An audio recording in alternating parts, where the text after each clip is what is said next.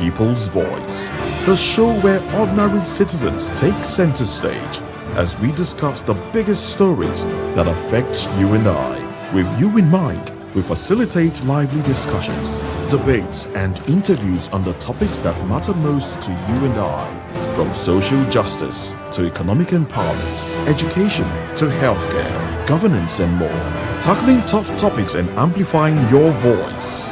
Join the conversation and make your voice count. The People's Voice. Make your voice count.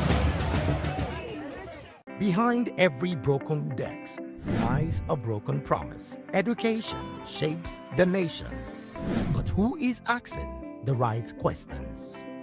Introducing Edu Dialogue, the show that goes beyond the surface, exposes the cracks, the corruption, and the silence in Nigeria's education system. Edu Dialogue, Saturdays, 3 p.m., only on VOP TV. We break the biggest stories, from missing funds to policy failures. We ask the tough questions and demand real answers. Edu Dialogue, this Saturday, 3 p.m. on Voice of the People Television.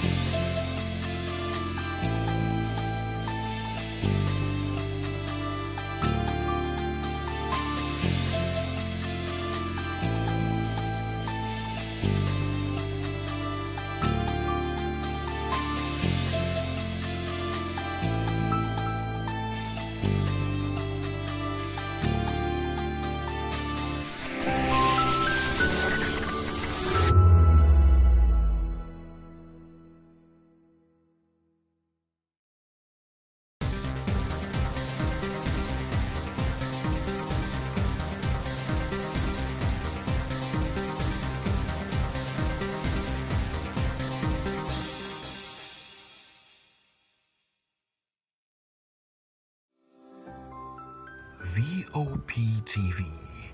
Now, you have more than a voice.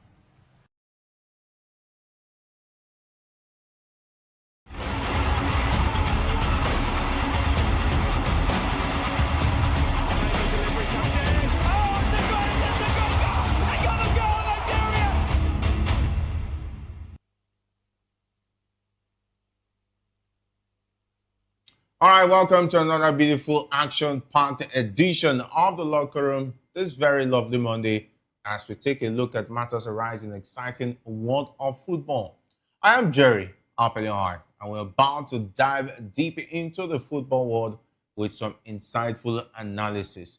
And of course, joining me are the usual suspects, Ikechukwu and Mayowa, are ready to drop some knowledge on the latest football action.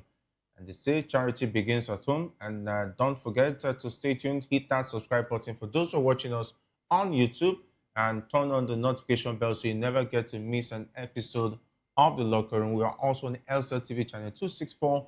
And of course, you can join us via the WhatsApp number showing on your screen to get in on the conversation, while we also expect you to drop your chats and your comments on the Facebook platform. We are also on TikTok, and definitely we're also on Instagram.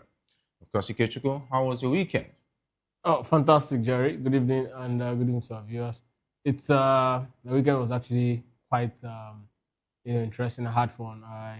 For a very first time in a while, I actually went out to get a feel of what the environment is like. I did some painting. I tried on for the very first time. I've not really tried it on, but yeah, it was a very beautiful experience. So. Wow. I think my weekend was amazing. You also went to change some oil,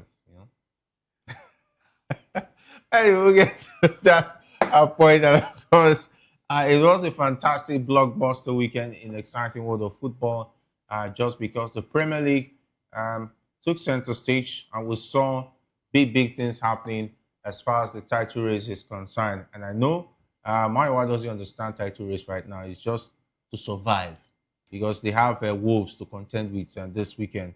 And of course, Arsenal fans will surely be having to bite their lips as far as the title race is concerned. I just spoke to some Arsenal fans. I said they have an ex who is still bitter, talking about Unai Emery and talking about Martinez, the goalkeeper of Aston Villa. These are former Arsenal coach and player, and it seems like each time they see Arsenal, they take it extra serious.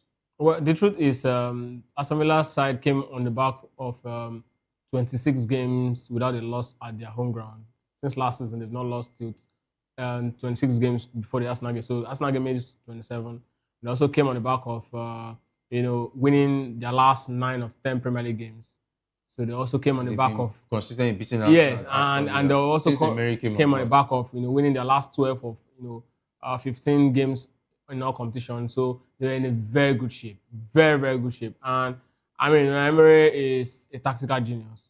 Might not be one of those coaches who can have players play with certain level of technique, but tactically he's very good. And he showed it against Arsenal yesterday. Of course, Arsenal side, you can say that their defense, their centre back is highly depleted at this point. And I fought Arteta for whatever it is that is going through at this point, because the Arsenal side, the problem they have is that Arteta is so afraid of rotating his squad, even while they are fit.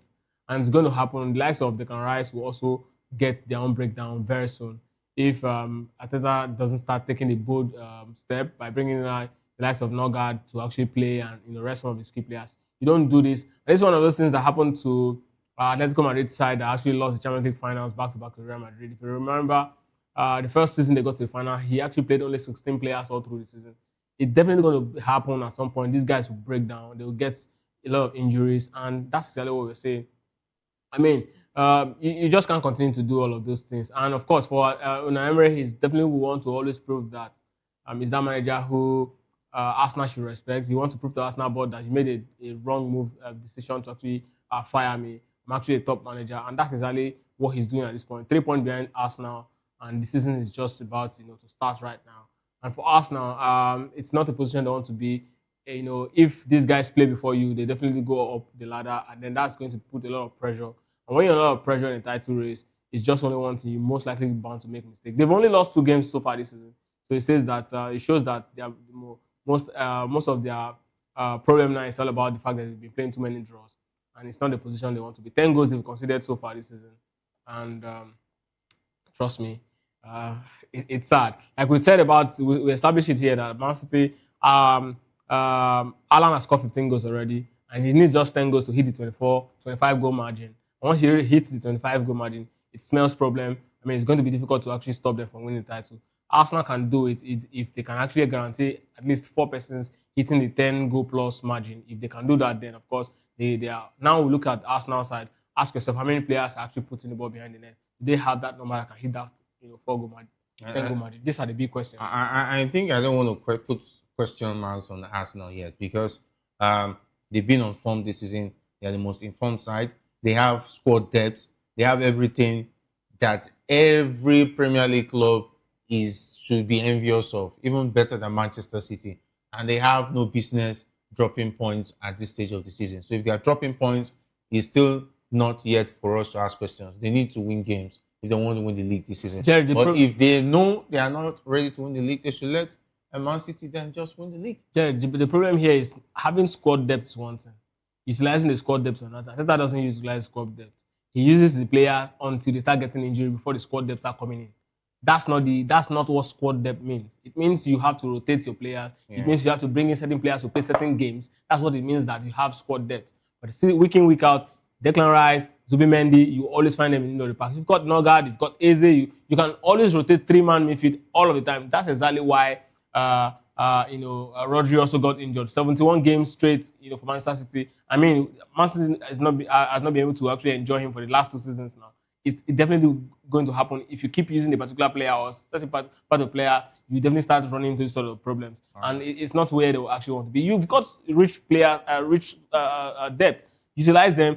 Let fresh players play certain games. Now you're going to see their Champions League game and you're going to see their next game. You see that it's the same at least eight of those players who played this game will be the ones that will play the next game. You're expecting to not to get too many injuries. And December is quite cumbersome because of fixtures you'll be playing. All right, now, of course, let's go to Man who's now on standby, though. Man United, they have squad depth they are not using, only making 14th and 17th with the squad depth. And I think it's been a long time they understand title race. But I know Man knows a lot about the title race just because of Man U, but it's still on point. Anyway, Man it's great to have you join us. Well, it's always amazing to be here. Coming from a team that is have a direction that is always drawing. Well, if we play tonight, a draw again will take us ahead of Liverpool. You're looking for a draw. A temporary position. I'm just saying, we are not going to draw. We are going to win. Then for Arsenal, I've said it. They are pretenders, and it has started again. Until the last kick of the season, until the last game of the season, and they are leading by 3 points or even 4 points, that is when I will believe they will win the league. Ikechukwu said something that is very, very important. And Arteta is making a whole lot of mistakes. Remember when Guardiola decided to chop and change players against Leverkusen? He knew whether he lost or he won that particular game, he was in a good spot in the Champions League. He decided to rest some key players for that game. And look at that served him so well. In the next couple of games, he's been able to win them, and it's on the tails of Arsenal at the moment. So just one more draw, and Arsenal is out of the title race. It's as simple as that. Arteta has a whole lot of quality in the team. He has a whole lot of depth, but the problem is, he doesn't know how to use them. It's over reliance on some particular players. Probably be his Achilles heel. Madueke only came to limelight because Trossard was injured. If not that Trossard was injured in that particular game, a Madueke would not come in. He never trusted the Madueke to perform. And Madueke came in and he gave a good performance against Barcelona. And that's when Madueke started making the cut. And that's the mistake he continues to make. For me, yet so close, but so far away for Arsenal. All right, wait for that time to get to us. Talking about the EPL talk, let's talk about the Super Eagles. It's countdown to the African Cup of Nations, which comes up in Morocco this December 21. It gets to start. And Chelle is on fire. And right now, things are really looking fast as far as preparation for the Afcon is concerned. And we already know that Ekong has officially announced his retirement from the Super Eagles of Nigeria. Benjamin Frederick is also out injured. He's not going to be a part of the Afcon. That means we have two possible starters at the Afcon for the Super Eagles already out of a depleted backline. And we hear that out of the 28-man squad that he has decided to settle for four defenders in Calvin Bassey, Semi Ajayi, Chidozie Awaziem, and Igor Ogu. That means we might be seeing Semi Ajayi and Calvin Bassey starting in 5 and 6 because they are the likely options. But if anything happens to those two players, we're going to be handicapped. We might be looking at Chidozie Awaziem and Igor Ogu. Ikechukwu, are you satisfied with just 4 centre backs going into an Afcon title race? I think that's most times the case when you go into a championship like that. With 23-man squad, you most likely have 4 centre backs, and then you have all in total you have about say 4 plus 4. That's 8 defenders going to the championship. So yeah, I think it's within the number. Now we now need to talk about the quality of the players that will be stepping up if something happens to Semi Ajayi and Calvin Bassey. That's where the question is. I mean, we've not seen Igor Ogu and Awaziem play, so we should be actually holding our breath, hoping that we don't have the 2 players who will be starting get injured at the same time. That's where the big problem. Or get suspended or get injured at the same time. That's going to be the biggest problem. But outside that, I think Awaziem, we've seen him. He's quite decent. The player is calm. Igor also, I think he also needs a lot of time to actually play and give his best. I just feel so sad that Felix Agu, who would have actually been a very good deputy in this case, is actually also out injured. So that's what I'm really very concerned about. But then the coach can also decide to actually play a three-man backline, play Calvin Bassey on the left, play Sheme, center, and then play Jose Mawazim, on the right, and then play two fullback ahead of them, to help show off, the backline, and then do whatever it is he wants to do in the midfield. But like I said, it is the prerogative of the coach. So I don't have issues with the players. We don't have players who definitely step up. A couple of days ago, I was seeing the comments of Tomori. Tomori was saying that the Super Eagles never approached him. He would have really given it a thought to actually be part of the Super Eagles setup. I mean, if we had a player like Tomori is quite decent. He's better than Adara Bioyo. I think Tomori is just like a girlfriend, a girl who was waiting to be toasted, but the crush never toasted her. So and she's now feeling spited now that he has moved on to someone else. Fikayo would have also made the move if he was interested in playing for the Super Eagles.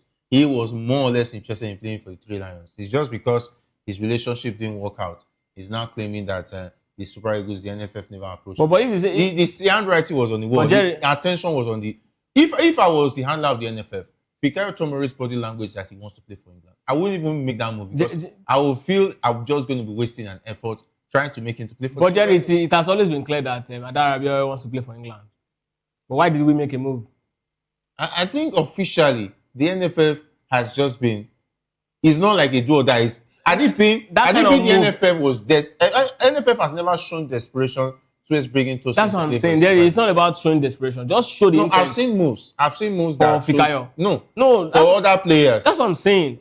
That kind of move. Don't have to be desperate. Just make the move at least to be official that okay, Fikayo. I mean, we would like you. If I was the NFF, I don't blame the NFF for not approaching Fikayo. I think they did the honest assessment of the situation. I felt Fikayo is off for England. There's no point even Jacob Murphy that has shown that he also wants to play for England. Because the NFF made a move. At the time Fikayo was on form, England was the go-to team he would have loved to play. Jacob Murphy also was on form, and Super Eagles also went for him. Jacob Murphy, Fikayo Tomori. At the time Jacob Murphy was on, no type of form he was going to be on. I was going to bench the players already playing for the English national team. Fikayo Tomori, at the time he was on form, he would have easily walked into the English national team. No. Yeah, at the time he was on form for Chelsea. Jerry, have you forgotten that at the time he was coming up, he was already looking good for England. It was good. See, Jerry. Better than the chances of Jacob Murphy. Jerry. The truth is, as at the time Jacob Fikayo was on form for England, for Chelsea. Very, very young. Jerry was young. But at the time he was on form, we know that certain players were also very in good shape. I'll tell you, Maguire was in good shape at the point. John Stones was also in good shape at the point. No, I think Fikayo was already doing well before the likes of John Stones was stepping up. No. Yeah. No, now. Are you saying... John Stones was still very, very young compared to Fikayo Tomori. I think they're almost the same age bracket, but Fikayo was first to pick up the attention. Let's not forget. Jerry. John Stones made his name way at Everton before he joined City. It was more like this. What's his name? Dean Austin that left for Madrid. It was the biggest. It was the most talked about young player. Fikayo was already starting for Chelsea. That's what I'm saying. Yeah. At the time Fikayo was joining Chelsea was when Chelsea was starting the rebuild. He was brought up from the academy. That's what I'm saying. It was when Chelsea was starting the rebuild that they gave him they gave him the chance. And he didn't play. He didn't play as a Chelsea defender from beginning of the season to the end as a first choice. He only played a couple of months and then he lost his position. Hey, what do you even say? Because even the likes of Jordan Torunariga, he was supposed to be a part of this team, but he told Eric Chelle, if you're going to invite me, I'll have to start. But how do you expect? No, assure me that I'll be making his parts. I'll be going to start. He says he wants to start. So is he going to bench Calvin Bassey or Shemi Ajayi in that team? Would he want to take such kind of decision? Maiwa, taking a look at the 4-man backline, and of course, we all spoke about Jordan Torunariga's situation last week. Well, I think what Chelle has done is the right thing. Definitely, you want to stock yourself up with defenders. Remember, the advantage of having a couple of central defenders is if anything happens to especially your right fullback, one of them could definitely step in. Now, remember, in as much as I'm not comfortable with Calvin Bassey playing from the left-hand side, remember, Calvin Bassey in that particular team is also an utility player and can also step in if anything happens to any of the left fullback. So I think the list so far makes a whole lot of sense. Shemi Ajayi, Chidozie Awale, Ogbu, and Calvin Bassey. I think definitely we'll get to see a whole lot of them play. And the only thing is, are they going to gel properly? Remember, when there is no Ekong playing, there's always, apart from the fact that we've seen the synergy between Felix Agu and Calvin Bassey work so well. Any other time that Ekong is not there, there's always calamity. Remember, Shemi Ajayi and Calvin Bassey, they've played in the center of defense before, and we didn't enjoy that particular game. I hope they've been able to resolve that, and they've been able to find a right balance for the two of them. So look, going to a tournament with those players, yes, they have the experience, and the experience will come to bear. For Fikayo Tomori, I think you should go and sit down, and that's just the honest truth. The thing is this: you don't have to wait for the NFF to come and meet you. If you actually want to play for Nigeria, there are moves you need to make. The only reason why he didn't make that move was because he was expecting to be called up by the English national team. And yes, he was informed the same way Tammy Abraham was informed at that particular point in time. However, if you look at how those two players have been, they were never a long plan. They were never in the long plan for what's the name now, the former Southgate for England. They were never in the long-term plan. He just wanted to cap them and tie them down, and they were so gullible enough to fall for it. What happened to Tammy Abraham? He's no longer a surplus requirement. What happened to Fikayo Tomori after that particular friendly that they used to tie him down to England? How many games again did he play? So he has himself to blame. They should leave the NFF out of it and carry his cross. Coming out to say the NFF did not call him, he was expecting the NFF to come and call him, and the rest of that. I don't think that makes a whole lot of sense. It should stay someplace. Our own guy, Adama Lukman, yes, he was waiting for England, he didn't come, but he made some moves before making the switch to Nigeria. It's not that NFF pursued him all through. He also made some moves for him to make the switch to Nigeria. So if an Adama Lukman could do it, what happened to Fikayo Tomori? He's just making excuses. As far as I'm concerned, he's not fit to play for Nigeria. He should continue waiting on England and leave Nigeria out of the blame game. Yeah, definitely. I agree with you 100% on that. And of course, talking about the fullback pair, I'm still worried about the situation of Ola. I don't know if he'll be fit and ready for this Afcon, because there are already indications that he might not make it. But that would be a difficult situation if Chelle is decide on making a choice. If Ola is not going to be available, we hear about Ryan Alebiosu, who plays for Blackburn Rovers. And there's also Bright Oshayi Samuel, who has been there when I know he's not there. And of course, for the left back pairing, there's also Zaidu Sanusi and Bruno Oyemachi. Taking a look at the full back situation, are you comfortable if there's no line going into the competition? I think what serious countries do in this kind of situation is that they will leave a line out. That's what it is. You don't want a player who is not fit, and then the player has already unveiled a boot. Yeah, well, did all the I mean, if he cannot make it on time, because if he goes ahead to make it to the Nations Cup, he will retire the next week. If he goes ahead to make it to the Nations Cup, it's going to become a burden to us if he's not fit. Right? If he has gone ahead to do all the razzmatazz, meaning that he has it up his mind that Jerry, he's going to give his all and die on the pitch.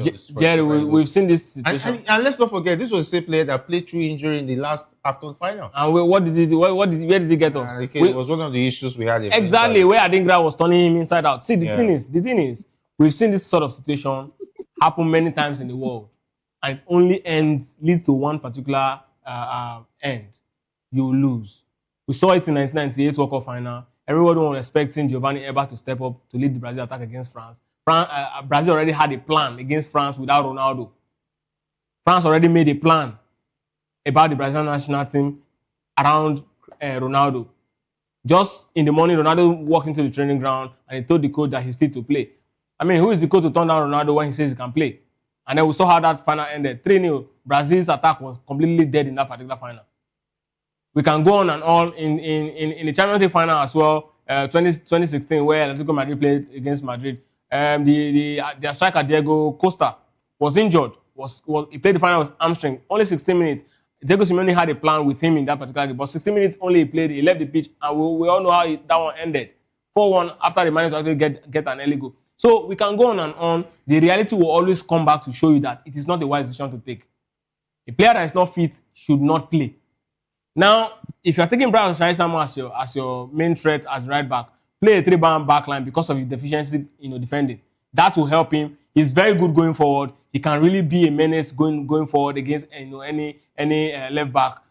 Right? He can always read the byline. He's he's quick, he's strong, but then he has this limitation coming back. So play a three-man back line to help him bring out the best in him. Pastero did the same thing to bring out the best in Ekong. That's why I was talking about Chelle, playing to the strength of your team. Look at your players.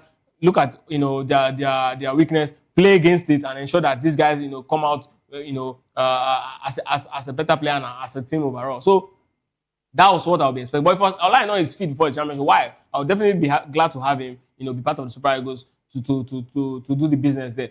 And for the fullback, that's for the right back. For the left back, we're looking at Bruno Emechi and Zedu Sanusi actually leading the lines, right? I mean, these guys are actually who we've got at this point. I don't know how Eric Chelle wants to play. If he decides to actually play, either of them, I think I'm quite good because both of them are also very good when it comes to their defensive duty, right? But then going forward, I think I would prefer Bruno Emechi because he's got a very good cross, and that would be also on the coach to decide how he actually wants to play them. But for me, for the case of Olaino, I think the coach should really assess him very well. If he's not ready, if he's not going to be ready by the second game, I don't think it's going to be wise to actually take him to the championship. That's just my own. All right, Maiwa, you've heard about the fullback pairings.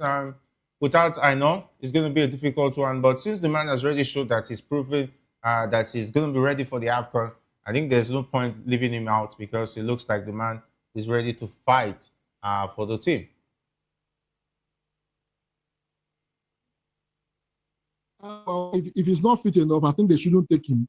But however, we've seen this happen before. I can't remember which work, or maybe it's 98 or 2002. I can't remember that England, Beckham was not available until the last game of that round. I think it's against 2002 work, if I'm not mistaken.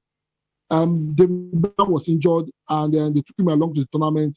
He was only available for the third game. So if we think Olaino is that important and he's not going to take away slot, then probably maybe Chelle will do that. However, I would not advise that when we have players that can probably step in. There is a Bright Osayi-Samuel. There is a Ryan Alebios who is also a fantastic player that can do something fantastic. As a newcomer on that particular right hand side, if you watch him play for Blackburn Rovers, he has been very, very fantastic for them. And if he comes in, he'll probably be an addition to the national team. So I'll rather not us lose and Olaino probably be a way, not to, for a lack of better word now, there'll probably be surplus to requirement because of injuries. Because it will be stealing a waste slot from a fit player that probably contribute to the overall success of that particular team. So, like Kechuku said, if he will not be available by the second game, then probably maybe we should just stick with the two guys that are available and are fully fit. For the left fullback, I want to see Bruno Onyemachi, play consistently. I think Bruno Onyemachi has not been that lucky when it comes to the national team. He gives a whole lot for his club, but when it comes to the national team, is that one player is playing ahead of him, especially Zedu Sanusi. Yes, Zedu Sanusi too has been getting back his form with Porto, but to be honest with you, Zedu Sanusi is not the same Zedu Sanusi of 3 years ago with Porto, if you are being honest. So I'll probably see more of Bruno Onyemachi than maybe probably a Zedu Sanusi would be like a backup. Also, going forward, we also know what Bruno Onyemachi can bring in terms of the attack. That has not been consistent with Zedu Sanusi. So I'll probably say maybe a Bruno Onyemachi plays, then we have a Zedu Sanusi as a backup in case anything happens to Bruno Onyemachi that he can continue. All right, talking about backups, and of course, there are strong indications that Wolverhampton Wanderers striker Tolu Arokodare won't be in the Super Eagles squad for the upcoming Afcon Cup of Nations. He gets to play against Manchester United tonight to see if he can prove himself. They still has what it takes. Do you think Tolu Arokodare's position in the Eagles is already threatened. Well, Tolu Orokodare actually, after that, his first game against, I think Zimbabwe, where he came in very late in that particular game to actually get the goal, and eventually these guys actually equalized to make it 1-1. I think after that particular game, he's got a very strong presence, but the hallmark of an attacker is the fact that you can actually deliver goals, and he's not actually been delivering goals, and he's struggling to actually pin down his jersey for his club side. And when you don't play regularly, it's going to be a very big problem. It's a player I really like, his person as a person, but much of his game, I really would not want to say much of it because it's not really been that awesome. And the truth is, if we want a very strong team, we will have to make sure these guys actually fight for the jersey. I think he made a right decision moving to England. I think at this point, yes, it appears so that the move was quite too early for him. I think he should have really established himself, as player around outside. And the truth again, he was the best player in Belgium. No, so Jerry, again, the thing is this, right? One thing I've also noticed that players, not all players can play in every league. Some players are not cut to actually play. It doesn't have anything to do with the fact that this league is difficult or this league is not. Some player style of play doesn't just suit certain kind of football. Some players don't like it pacey. So he would have excelled very well in La Liga because, of course, it deals with more technicality and less physicality. And Tolu Arokodare, if you watch him, he's quite a very technical player, and they've really done so well there. But I mean, England might not just be where he's built to play, running around. It's not his main strength. So maybe it's one of the reasons why it's really taking time for him to really adjust. And the Wolves that we have now is not the same Wolves we used to have back then. And the manager that's handling Wolves is also not a manager that we can really vouch as a manager who is excellent in player development. The likes of Tolu Arokodare needs a coach like Marco Silva who can actually make them develop better as players. So these are the issues with him. I just hope that if he misses out on this particular Afcon, he's definitely going to actually get himself right in Wolves, or then move to a club where his development is definitely going to be assured. He's quite young. I think he's around 22 now. So he still has a lot, in him to actually develop and become, a better player than he is now. So yes, if he fails to make it, I just hope that we just go with the best pair of legs and then, get the job done when it comes to delivering the goals. But so far so good. I've not really been impressed with, how he's really been doing his job in England. And really, for me, when it comes to merit, I don't think he deserves to be part of the Super Eagles. All right, don't think he deserves to be part of the Super Eagles. Maiwa, do you agree with Ikechukwu that Tolu should be sacrificed for the likes of Paul Onachu? And there's also a certain player who plays in Pleasant, talking about Duro Simi. There's also talk about him, Rafiu. Well, I mean, we've always said that if you're not playing regularly for your club, definitely you should not be in the national team. We don't want bench warmers in the national team. However, for Tolu Arokodare, I think if he's given the opportunity, he will probably make an impact. Remember, if you watch the game against Crystal Palace and Brighton, if I'm not mistaken, the game over the weekend, there is a particular what's his name now, Santos, who has been struggling with Crystal Palace. At a particular point in time, they told him to be training separately. Now he's been able to get his form back and he's been integrated into the team gradually. I think it probably takes a bit of time. And Santos has been doing so well for Crystal Palace at the moment. Yes, he's not playing the full 90 minutes, but if you look at the appearances he's making, he's already making a case for himself. The same way Chukwueze, who was practically being paid, started making a case for himself, and now we see him start games and the rest of that. So I think the same thing applies to Tolu Arokodare. However, for the sake of this particular tournament, it would be unfair for a Paul Onachu who is scoring goals with reckless abandon to be left out for a Tolu Arokodare who is struggling for form. So for now, I think Tolu Arokodare should sit this one out. There are other informed strikers in Europe that are playing for Nigeria that could probably take his place and probably do more. I mean, we don't want a situation whereby we take an Tolu Arokodare, he replicates the same lackluster performance that he has, displayed with Wolves, replicate the same thing at the Nations Cup, and the fault goes to the coach. In terms of leaving out players that have been doing the job. So I want to see a Paul Onachu and other players, scoring the goals, and probably Tolu Arokodare should sit this one out. and I would say better luck next time for him. All right, better luck next time for him. And of course, a newly invited Nigerian international defender, Ryan Alebiosu, says despite his eligibility to play for England, he has always wanted to play for the senior national team of Nigeria. Come on, Blackburn Rovers defender. How would you choose Nigeria over England? If he were to be playing for Real Madrid, would he be saying so? Footballers, I never trust their loyalty.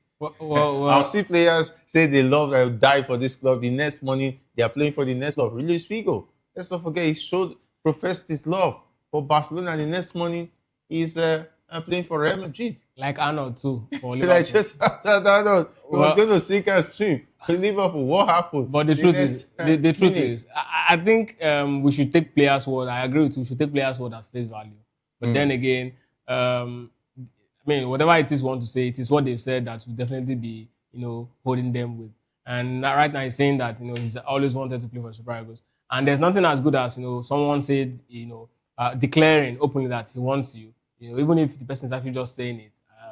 I think if he's going to be bringing in the quality that, the Super Eagles need, of course, I welcome it. I don't want to deal with his statement. I just want to see him actually show it on the field. There's one thing to say, I want to play for this club. There's for this team. There's another thing to actually show it on the field. That's what every Nigerian is actually interested in. Even if you say you don't want to play, but let's see what you're about to actually, what you show on the field. And that's why at this point where he's been invited to Super Eagles, I think it's a very good time because we're having a defensive crisis. So his chance to be part of the team will really be easier for him to be part of it. And then he's just 23. And then we'll get to see him, really give that particular matches action with his words, saying that I really want to play for Super Eagles. We're definitely going to be seeing it, in him come December 21st when the Nations Cup officially starts. So I think our first game is 2 days after 23rd. So when that happens, they will definitely get to see the player and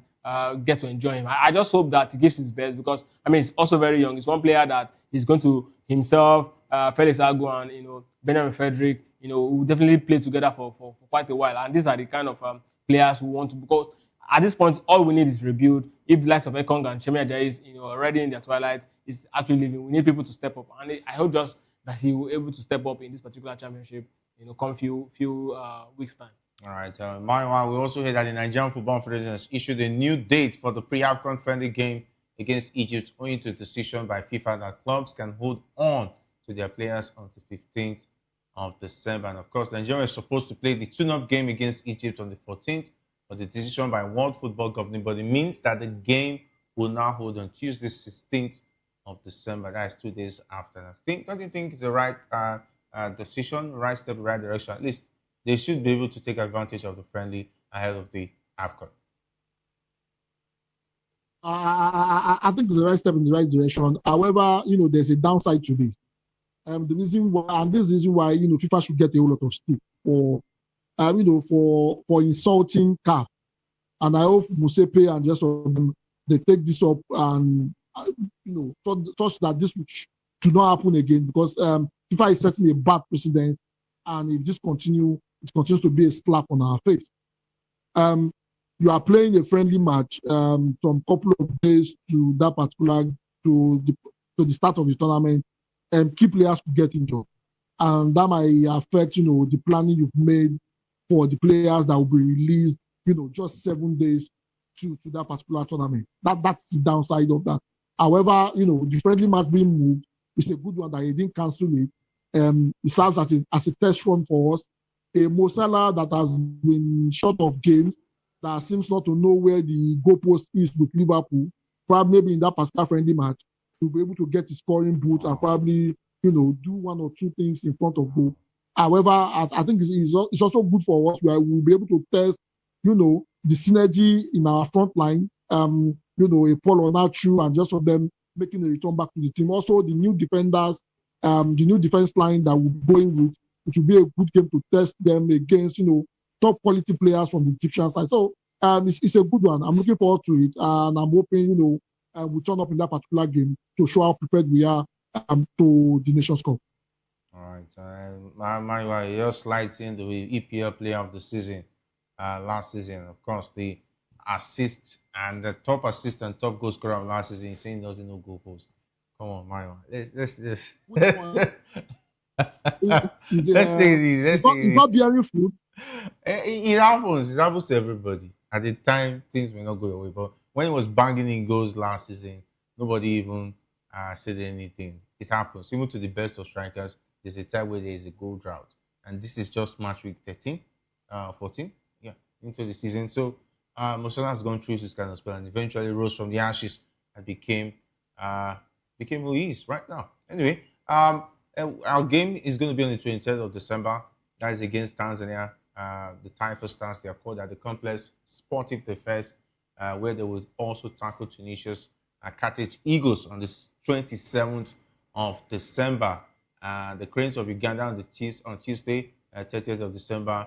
What a way to keep Africans excited while there's Christmas celebration. A lot of Nigerians are looking forward to seeing the Super Eagles just 2 days before Christmas, taking on Tanzania. I hope they give Nigerians a pleasant Christmas present. Okay, and let's go on to more stories now. Let's go over to the EPL just because of time. We all know what happened over the weekend. For those who don't know, Arsenal lost to Aston Villa, and of course, Gary Curtis is talking tough. I wonder why he did not talk on the pitch, but he decided to talk after the game, saying that he has urged Arsenal to bounce back after Villa end the unbeaten run. It looks like this unbeaten run was going to end at some point in time. When I saw the draw against Chelsea, and they were already the knocks, the cracks were beginning to set in. But we all thought the squad depth was going to see them through. But Aston Villa has been on form this season. They are number 3 on the table right now, just 2 points off Arsenal. So you don't want to blame them because they also looking at 3 points. 3 points. No, I think they are 30 on 30. Arsenal is on 33 points. 3 points, yeah. 31, 33. No, 30. 30 points. So just 3 points. So one game and then everything could change. Aston Villa is also looking at the title race. Anything can happen. Yeah, absolutely. It was actually a big game. 18 games unbeaten run. Arsenal were actually hoping to extend that unbeaten run to 19. If you go back to the game, you see that after Buenda scored that last minute goal, Arsenal defenders were beating the ground. The goalkeeper, Declan Rice, they were so angry, and it left a very sour taste in their mouth. I can really understand how they feel at that point. But again, I think this is Arteta's doing. Declan Rice and Zubimendi, their leg were out. I mean, they've been struggling to keep up the pace in the Premier League. I don't know if Arteta, is actually looking at these players, but it's worrying. If you recall that before Matikash actually got the first goal, there was a shot from Matikash that, what's his name? Declan Rice actually blocked. And then the second time, Declan Rice wasn't there to actually block it, and that was the first goal. Declan Rice has always been the man who has been running, mopping up Arsenal midfield, and you cannot keep doing that. You signed up a certain Nogard. Why aren't you playing him? You bring him into the party to help relieve these guys of the stress. Zubimendi has also been playing week in, week out, no rest at all. I think the hallmark of a top manager when you have a last squad is to understand how you refresh and rotate them, especially in December fixtures. Jurgen Klopp did it a lot, with Liverpool, and after that season, Liverpool won, the Champions League. Before that season, you recall that the team has already been playing so well, and people have started calling for that Liverpool side to start having a sort of replacement rotation. But when they stopped the rotation, when they managed to win the Champions League, the team fell apart. Injuries started, coming. Wijnaldum actually left. Fabinho could not keep up with the pace again. Hendo got injured. So it is bound to happen. And the best way to actually keep your team is to ensure that you signed on Madueke. There are certain games you are comfortable in the Champions League at this point. After defeating Bayern Munich, I would expect Arsenal to actually rest his key player. I don't know if Arteta thinks that chasing unbeaten at this point is the best for him than keeping his players fresh. December fixture, I think we still have about 6 games to play in this December, and you don't want to be, at the end of December, you find yourself about 5 or 6 points behind Manchester City with the way it's going. If that happens, trust me, Pep Guardiola is a master when it comes to this particular pace. He just keep winning this game, and he might just even go 10, 15 games unbeaten before the league is already over. So for Gyökeres, who is saying this, he's just coming from injury, and he's going to be back and back, part of the team again. Eberechi has always been playing. I see no reason why Arteta had to bring in Trossard into that particular game. Yes, he came in to score a goal, but a player who is just coming from injury, you don't have to force him. It goes back to what we were saying. You don't lack of trust for other players will always affect the team. Now, when one person is not there, it's going to really show. When Saka left the pitch, it was obvious that Arsenal attack stopped working at the highest level. But if he had been bringing in certain games, allow Eberechi and what's his name? Madueke to actually finish games. They would have been used to the quality of players and midfielder. They would have created a system around them. That's how things work. Bringing Saka maybe 20 minutes to the game to also get a feel. But most part of it, certain games, let these players play so that you keep your players fresh. But hey, it's Arteta, and you're going to see the next game. At least 8 of these players that played this game will be part of it. And then you expect to actually not to get injured. So when you start talking about what's wrong with Arsenal, Arsenal fans will tell you it's because you're suffering injury. Why won't you suffer injury when your coach keep using the same set of players over and again? And I mean, the squad depth. You say you have squad depth. What use? It's just saying that you just like saying you have a car, but you take public transport to work, and you say you have a car. You drive the car to work once in a while. Does that even make any sense? That's exactly. You have 2 cars, usually one every time. Exactly. And you say you have 2 cars. It doesn't even make any sense. So that's exactly what he's doing. So I wish him all the best. It's sad, but if he really wants to actually get the most out of this season, I think he should really make good use of his squad depth. Else he's going to be Myles Kelly was playing so well. Now every week in week out is Calafiori, the same Calafiori that is prone to injury. Allow the young man to relieve him in games that are not high stake. The guy is so good. Yeah. Why not play him? Yeah, Myles Kelly is also. It's so good. So exactly, let him play. If you have high stake games like Chelsea, top games, it's okay. Calafiori will start this one, play Champions League. That's how you do. That's how you handle your team. But then, Arteta will just keep using Calafiori till he gets injured. Yeah, same thing with Maguire. That's how he handles it. Exactly. And of course, it looks more difficult. Even Saliba, I heard, is also injured. It's pretty difficult situation. And to say that this Aston Villa, when the show started, I said it's more like an ex-girlfriend that is hot. And this time they see us now, they surely want to pass on that anger. Unai Emery, Martinez, they are the biggest culprits in this one. And of course, they are going to play Aston Villa on the 30th of December, 2 times. And this time it's going to be at the Emirates. Well, I mean, Unai Emery is still angry with Wood. They didn't give him an opportunity to be able to work his magic. And he's been hurting Arsenal for a while now. I think this will be the 2nd time or 3rd time that Aston Villa is taking away crucial points from Arsenal that ends up costing them the league. I think Arsenal got themselves the foot. The game against Chelsea and the game against Aston Villa might be very, very crucial in determining if they will win the league or not. For me, I think the 5 points they lost in that particular game will probably come back to bite them. Because how do you not beat a Chelsea that is 1 man down since the 42nd minute of the first half?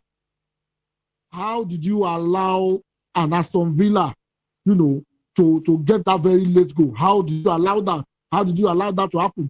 Why did you not rotate your squad such that the tired legs, the players that are showing signs of dead leg, they were on the bench, and players who are ready to go, you put them in and they rejuvenate the team such that they are refreshed and they can win game. I think Arteta, the way Arteta is setting up, is costing his team. You cannot continue to use the same players all the time, and you not expect fatigue to set in. I think fatigue has set in, and they have games to go. They all have a lot of games to play this December. As far as I'm concerned, I think by May we might be talking about, we might be discussing, the inefficiencies of Arsenal in terms of being able to win the league. Because I don't understand how you lose 5 crucial points in this particular period in games that can definitely, win those particular games. So anything that's happening to Arsenal at the moment, I think it's Arteta's fault. He has not been able to build enough trust in the players he has, and we are seeing players. Myles Kelly, continues to be benched, while the Calafiori, who is very prone to injury, continues to play. The list goes on. The same with Bukayo Saka too. You continue to overuse him. The same thing with Eberechi too. So I mean, for me, I think if you ask my honest opinion, I think Arsenal has thrown away the league, to be honest with you. Yeah, because the way other things are even coming up, even Crystal Palace now, they moved into the 4th place in the Premier League after the remarkable win against Fulham. Some would say that Glasner was too stubborn not to allow Guehi go. And of course, the man understood how important his captain is. If he's going to make a name for himself in the Premier League, he needs players who are match winners in Mark Guehi. And of course, he's proven to be one of the best, if not the best defender so far this season in the Premier League. He has goals to show for it. He has shown leadership qualities. And of course, he's the envy of any coach.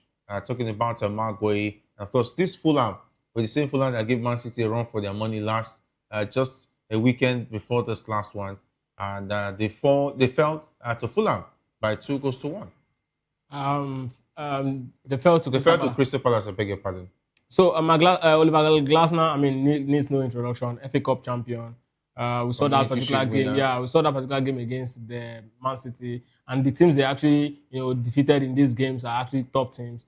They also did it, this season against Liverpool, and I think they started the late minute, win against, or they started the late minute defeat that Liverpool started suffering against teams. I think they started it when Nketiah actually scored that last minute goal. So I think this is a manager who understood the assignment before he actually got the job. He said, if you allow Maguire go, I'm leaving, because he understands that Eberechi is gone already. I need my team to be intact, and if I have to actually make many celebrations and still yet, saying that if I have to make a very good statement in this season, these are the kind of players that I want, and they allow him to have it, and we can actually all see the result. I think it's good. It's a good place for them at this point. They can actually make it to, even if it's a Conference League, is awesome for Crystal Palace, because they've really worked hard. I mean, winning the FA Cup. They're in the Conference League at the moment. That's what I'm saying. If they are unable to win this one and still make it back, I think it's actually a very good one, back to back. But then win this one, that means they're stepping up to the FA Cup, and that's to the Champions League, Conference Cup. Yeah. Cup champions. Yes.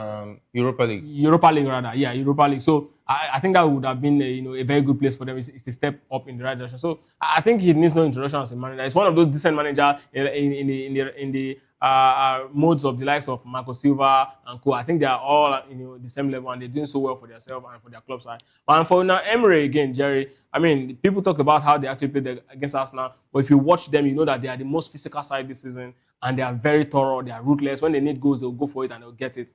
And 18 games, unbeaten before 26 games unbeaten at home before the game against Arsenal. It shows a lot about how he's been able to actually make their home ground a fortress. All right, of course, Mayowa, it's so awesome, and we'll just have to go. Thank you very much, and of course, wish you all the best against Wolves tonight. Well, definitely, we are winning the game such that we can be in the top 5 while Liverpool goes back to their usual position. I laugh in Spanish. Tomorrow, we'll call you. No, tomorrow we'll be here saying, tomorrow we'll tarry for the night, but joy comes on Monday. This joy.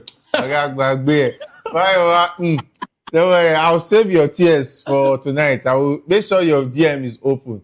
All the best, all the best for tonight, because the weeping will not end, because by tomorrow we will understand. Thank you very much, Ikechukwu, and thanks to the guys behind the scene talking about the likes of Shegun, not leaving out Adura, Jeremiah, and of course Hassan. My name is Jerry Apelho. I say thanks for being a part of the locker room. And up next is Political Lens with Chukwuma Okoro. Stay tuned.